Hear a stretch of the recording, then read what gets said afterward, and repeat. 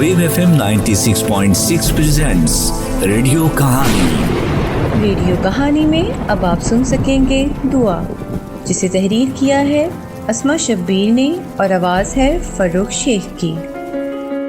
अहमद अपनी जिंदगी को खुलकर जीने वाला इंसान, कभी किसी की परवाह नहीं करता था।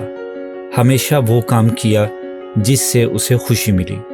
कहते हैं जिंदगी की गाड़ी हमेशा खुशगवार रास्तों से ही नहीं गुजरती, कभी कभी कांटों से भरी पटड़ी और खंडरात में से भी गुजरना पड़ता है। कुछ साल पहले अहमद की जिंदगी में एक अनोखा वाकया रोनुमा हुआ जो शायद दूर दूर तक उसके गुमान में न था। एक रात वो अपनी रोज़ाना की रूटीन के मुताबिक अपने काम से घर वापस जा रहा था। घर से सिर्फ चंद कदम के फासले पर था कि दो लड़के बाइक पर उसके सामने अचानक से आकर रुके। उन्होंने उस पर पिस्तौल तान दी और बोले, उतरो नीचे जल्दी, जो कुछ भी तुम्हारे पास है सब हमारे हवाले कर दो। अपनी बाइक और सारा सामान मेरे हवाले कर दो जल्दी, वरना गोली मार दूंगा। अहमद घबरा कर जल्दी से बाइक से नीचे उतर गया। देखो भाई, प्लीज गोली मत चलाना, ये लो, ये सब कुछ ले लो और बस मुझे जाने दो। मेरी माँ और बहन परेशान होंगी।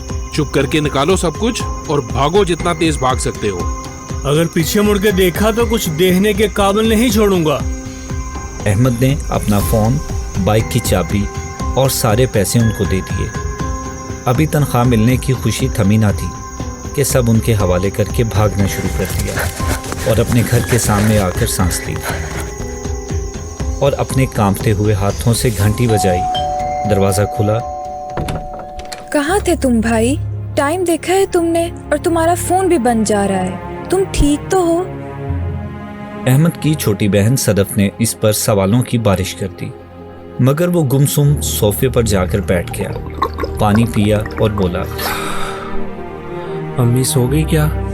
नहीं, हम दोनों ही जाग रही थी।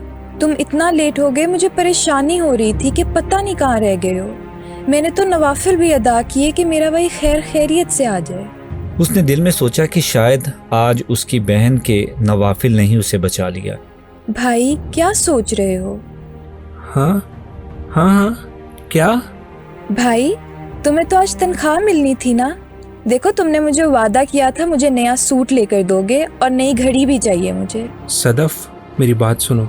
कोई ड्रामा नहीं चलेगा, इस बार तुमसे पैसे निकलवा के ही दम लूंगी। सदफ की ख्वाहिशें इस हद तक अहमद के दिल को चीरने लगी कि उसकी आंखों से बेसाख्ता आंसू गिरने लगे। भाई मैं तो मजाक कर रही थी, मुझे कुछ नहीं चाहिए। तुम ठीक हो ना भाई? आज पैदल क्यों आए हो? बाइक कहाँ है? खराब हो गई क्या? नहीं, खराब नहीं हुई। आज के बाद मैं पैदल ही जाया करूँगा। बाइक मेरे नसीब में ही नहीं रही। खुदा खैर करे भाई, क्या हुआ? ऐसा क्यों बोल रहे हो? वो मेरी बाइक, मेरा फ़ोन और सारे पैसे वो लोग ले गए। कौन ले गए बाइक? और तुम ठीक हो ना? हाँ, मैं ठीक हूँ, मगर रास्ते में मुझे डाकुओं ने रोक लिया और सब कुछ मुझसे छीन लिया। मोटरसाइकिल, मोबाइल, पैसे, सब कुछ। भाई क्या हो गया है? शुक्र करो अल्लाह ने बड़े नुकसान से बचा लिया। तुम ठीक हो, बस काफ़ी है, बाकी चीज़ें दोबारा भी मिल जाएंगी। अहमद की आंखें अभी भी नम थी, मगर सदफ का हौसला और दिलासा उसके लिए मरहम का काम कर रहा था। दिन गुजरते गए, वो नाउम्मीद था। ऐसा लगता था जैसे सब कुछ ऐसे ही चलता जाएगा। सदफ कहने को घर की छोटी बेटी थी, मगर उसका दिलासा अहमद के लिए उम्मीद की किरण पैदा कर रहा था। उसने उस दिन के बाद अहमद से कोई फरमाइश नहीं की। कितना हौसला और सब्र था सदफ में। एक दिन वो अहमद से बोली, भाई तुम हर वक्त क्यों परेशान रहते हो?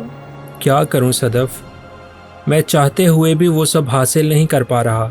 अम्मा भी तंग होती हैं अपनी ज़रूरतों को लेकर। अब तो तुम भी मुझसे कोई फरमाइश नहीं करती। ओहो भाई, तुम भी ना। मैं अभी तुम्हें तंग नहीं करती, लेकिन जिस दिन तुम्हारे पास बहुत सारे पैसे आए ना, मेरी सारी फरमाइशें तुमने पूरी करनी है। ज़्यादा ना सोचा करो और खुश रहा करो।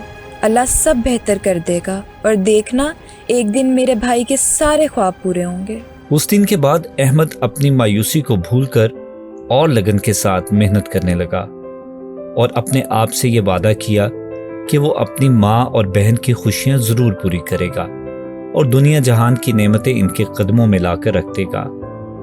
کچھ وقت گزرا تو احمد نے اپنی نوکری کے ساتھ فارغ وقت میں کاروبار بھی شروع کر دیا۔ کاروبار میں دن بدن بہتری آنے لگی اور پھر وہ اس قابل بن گیا کہ اس نے اپنے لیے ایک نئی بائک خریدی۔ ماں اور صدف کے لیے ان کی پسند کی چیزیں لایا۔ احمد جیسے ہی گھر پہنچا، بھائی یہ کس کی بائک ہے؟ یہ میری ہے، میں نے نہیں خریدی ہے، اور ہاں تمہارے لیے بھی ایک سرپرائز ہے میرے پاس۔ ارے واہ بھائی، ماشاءاللہ کتنی پیاری بائک ہے۔ یہ دیکھو میں کیا لایا ہوں اپنی پیاری بہن کے لیے۔ صدف نے جیسے ہی تحفوں والا بیگ کھولا اس کی آنکھوں میں آنسو آ گئے۔ یہ تو وہی سوٹ تھا جس کی فرمائش صدف نے بہت پہلے احمد سے کی تھی۔ بھائی بہت شکریہ آپ کا، آپ بہت اچھے ہو۔ اللہ میری بہن کو ڈھیروں خوشیاں دے۔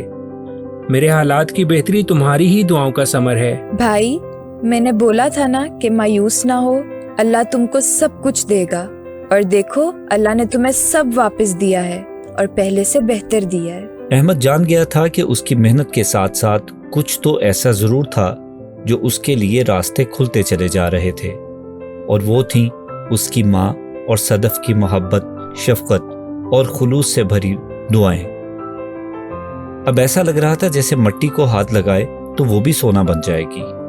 اس کہانی سے یہ سبق ملتا ہے کہ زندگی میں اتار چڑھاؤ آتے جاتے رہتے ہیں۔ اگر مشکل وقت میں ہمت چھوڑ دی جائے تو چاہتے ہوئے بھی کچھ حاصل کرنا ممکن نہیں ہوتا، اور پریشانی میں ہمت بندھانے کے لیے آپ کے اپنوں کی سپورٹ، حوصلہ افزائی اور دعائیں آپ کو وہ سب حاصل کرنے کے قابل بنا دیتی ہیں جو شاید کبھی آپ کے وہم و گمان میں بھی نہ ہو۔ اور ہمیشہ اپنے ان پیاروں کی قدر لازمی کریں جو آپ کے مشکل وقت میں آپ کا سہارا بنتے ہیں۔